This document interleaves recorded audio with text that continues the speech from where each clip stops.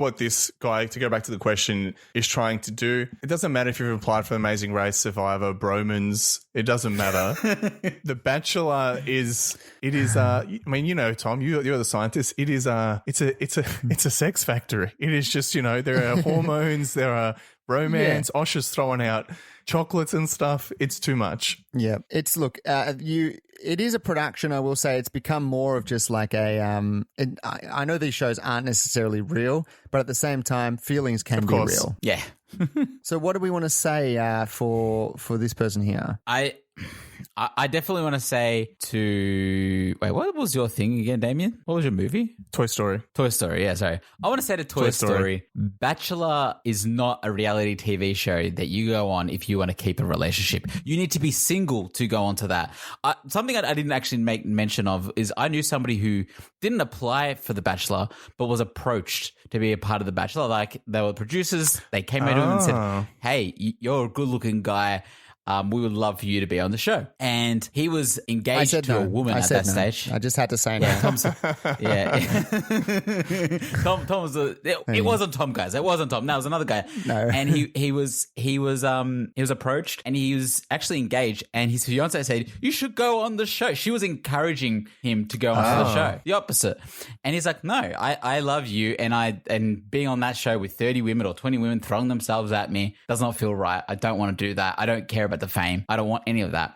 And I feel like this guy here, Toy Story, needs to be a bit more like that. Needs to be like, if he loves his girlfriend, if he wants to break up with her, do the honorable thing, break up with her, then apply for the show. He sounds like he's got a terrible personality, so he's probably perfect for the show, so you probably will get it. Yeah, right. But I think you should make it up to his partner by taking her on a Bachelor-esque date. Yeah. Make it romantic, take her on a blimp, whatever they do on that show, and make it up to her.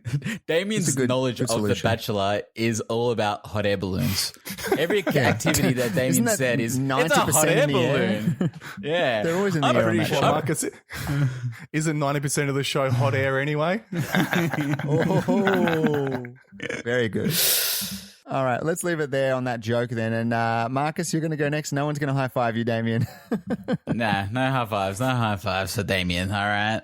No, this one's going to come from Super Mario Brothers 3. It was on the old Nintendo system. Super Mario Brothers 3. Yeah, it was on the old system. Number one was obviously the original. Number two, everyone knows, it was the weird one where they get to pick up shit and throw shit. Number three brought it back, Greatest but it was game of like all 10 time. times better than... It's the best one of all time, especially in the old Nintendo series. It's got everything. So, Super Mario 3. I appreciate Marcus saying everybody knows it's the game where you can pick up stuff. Like, everybody has played this game. Everybody knows that Mario had an offshoot cousin, all right? And that was Mario number 2. Of course. Right? Of course. That's the one that nobody knows why true. the fuck you could pick shit up and you never could again. It's It's actually a good game, number 2. But anyway, that's besides the point. We're talking about number 3 here. Mario number 3. Right, Sam? Keep up. Why are people so obsessed with saying bless you after a sneeze? I posted on a forum that I don't get why saying bless you after a sneeze is a social norm. Saying bless you doesn't alleviate anything mentally or physically. Maybe because I'm an introvert, but I don't want to talk to anyone just because I sneezed. Of course, I was met with a lot of hate for saying this. Women in particular seem to really be attached to saying bless you after a sneeze. I know it's a social norm, but I was just saying I don't like it. Why do people hate me for saying it? What is your opinion on saying bless you after a sneeze? Mario number 3. Does anyone know the history of like blessing someone? Like, all I know is from The Simpsons when they're like, oh, that's your soul trying to get out. Saying God bless you crams it back up in there. I believe it has something to do with like a long time ago. I'm not going to put a date on it because I have no idea. The idea is like if you sneezed, it was kind of like a warning from the gods to be like, hey, Tom, you've been naughty. This is a warning. You keep it up, buddy, and I'm going to strike you down with a plague. And I'm going to put it both, upon both your houses type of deal. Yeah. I like that one, and I don't know if it's true or not, but my understanding of it is your heart skips a beat when you sneeze. And by saying God bless you, you're like saying, hey, I hope God still blesses you that you can still survive after that sneeze. Now, not survive, but like, nothing's wrong with you after that sneeze. So what we've established here is we have no idea. No idea. We don't know. We have two different meanings.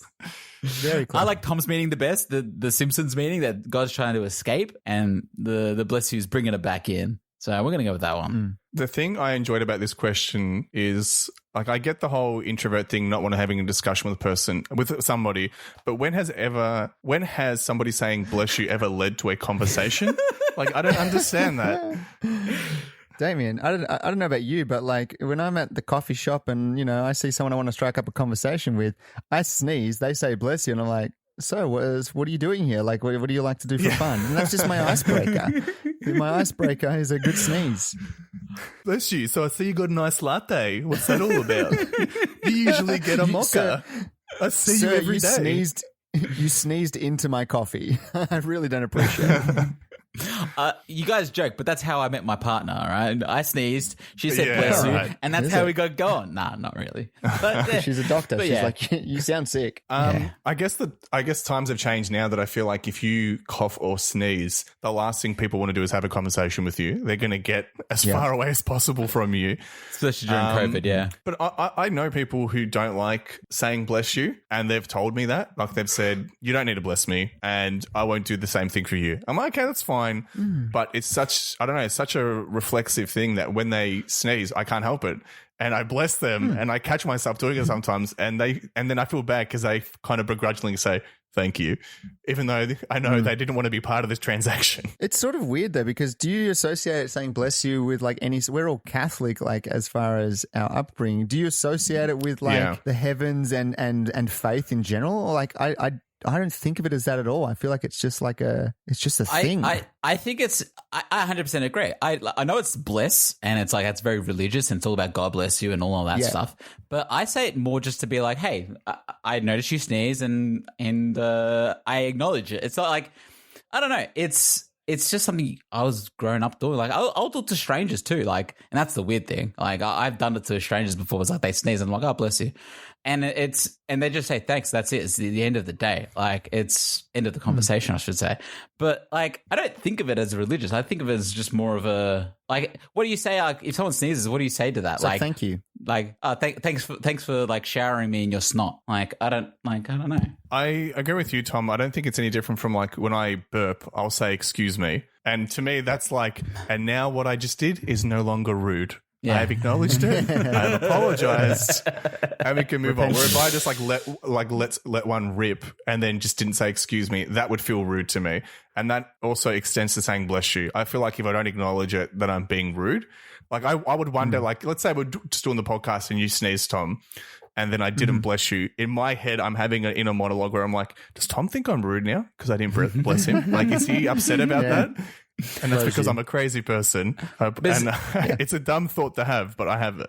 I feel like with sneezes, you don't need to excuse yourself because you can't control a sneeze. You can control a fart. You can control a burp. So that's why you would have to say, excuse me after. Like, yeah, you chose to do either one of those things. But a sneeze, you don't get to choose. A sneeze is... It's coming whether you like it or not. Involuntary. Can you not hold your sneezing? I do the thing where like I put the silencer on, but I feel like the older I get, the harder it is to hold in a sneeze. Like I held in one the other day and it felt like all my organs on the inside just crumbled and just like I almost exploded internally. Damien, haven't you heard the story that if you try and sneeze with your eyes open, your eyes explode? Oh, they pop out. They pop out of your eyes. Straight out. So what are you doing holding back these sneezes? You fool! We're gonna have this 3-person podcast is gonna go into a 2-person podcast if you keep holding in these sneezes.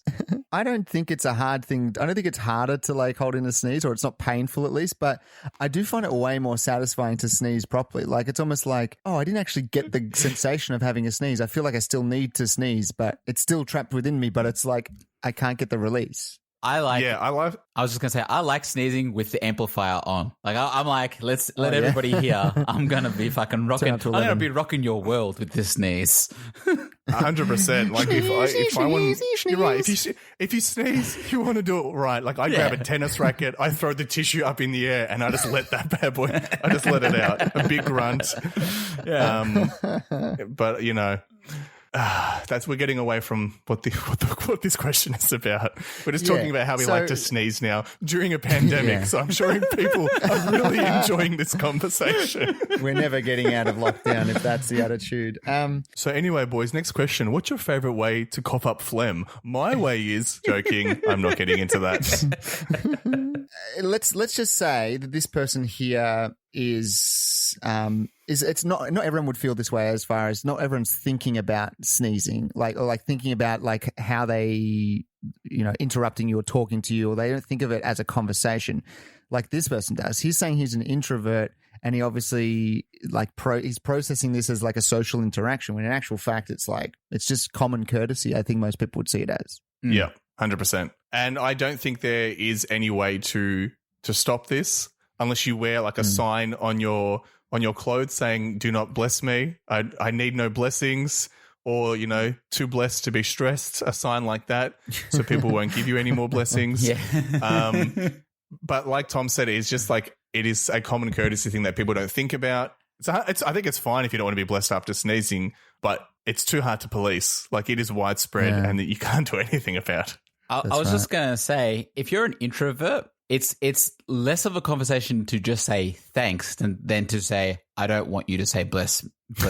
Yeah, it's true. Yeah. You're engaging in more conversation. Exactly. You're engaging in much more conversation. It's just shut up, say thanks, move along. It's if you're an introvert, if you're truly an introvert, let it be. Just say thanks. Yeah. Just say thanks, baby, and keep walking. That's it. All right. I think we should leave it there then for what movie was this? I guess it was the third. Mario Brothers 3. I think we should leave it there for Mario Brothers 3. And let's leave it there for the podcast, guys. That's actually all the time we have. But great questions brought to the table as always. And we got through another video presentation of the podcast, which is as soon as the update was done about the lockdown, my heart was crushed that we didn't have a recording in place prior to the lockdown. I'm 11:59, we should get it done beforehand, but it's it's all good. It's all good. It's all good. It's all kosher. I mean, hey, we've done this. We did this all of last year. It was nice to see each other in person. Let's hope it's a one-off. All right. I don't want to. All right. Video calls be damned. I'd much rather see you guys in person. Well, let's not even think about it then. Let's just wrap the show up as we always do. Or Damien? Before you wrap the show up, Tom, Marcus was actually lamenting to me before the show started that it's been his dream ever since we started the podcast to actually wrap up the podcast and finish it off. And you, after 200 plus episodes, you've never let him do it. And he's just really wanted to do it. And he said today's the day I stand up to Tom. Today's the day I let him know that I want to wrap up the podcast and you finally do it. Yeah, so he must have told you this sometime before you had joined the chat or something like that, because I thought me and Marcus were in the chat before you had actually showed up. But that's okay. I understand that Marcus obviously wants to do it. So he must have made a separate video call before this. So sure, we were talking. It was weird. Yeah. He got really into it. He pointed at his genitals and he said, see these are balls and I've got big ones and I'm going to stand up to Tom with these big boys today. So Marcus, take it away. Wrap the show up, please. Yeah. All right. Well, firstly, Damien, screw you. I've done this before. I have actually exited. You guys always throw me under the podcast, under the fucking bus. Yeah. I have under the podcast. Under the podcast. All right. Now I have actually closed out a show before and I can do it again. I don't need your encouragement. I can do it on my own. All right. Okay. We'll agree to disagree. So great questions and great questions provided by you two and myself. I'm a good question bringer myself. I've got to say that. Brought to the table. So these are great questions brought to the table from you guys. If our listeners want to get in contact with us, they can email us at tqhpodcast@gmail.com. They can also contact us through all of our social medias that are available, whether it's Facebook. I don't think we have any other ones other than that. So I'm going to stick with Facebook. I know we definitely don't have Instagram. That's the one thing that we don't have, we never have, and I'm going to bring it up every single time if you guys throw me under the bus, all right? We don't have it. But again, email us at tqhpodcast@gmail.com. And that's it for this week. Thank you again for listening, everybody. Thank you to Tom. All right, no, thank you to Tom. He doesn't want to answer. All right. And thank you to Damien. All right. Yep. Nobody wants to talk. They're laughing on screen, guys. Listeners, please. They're laughing at me. So thank you for listening. And as always, stay curious.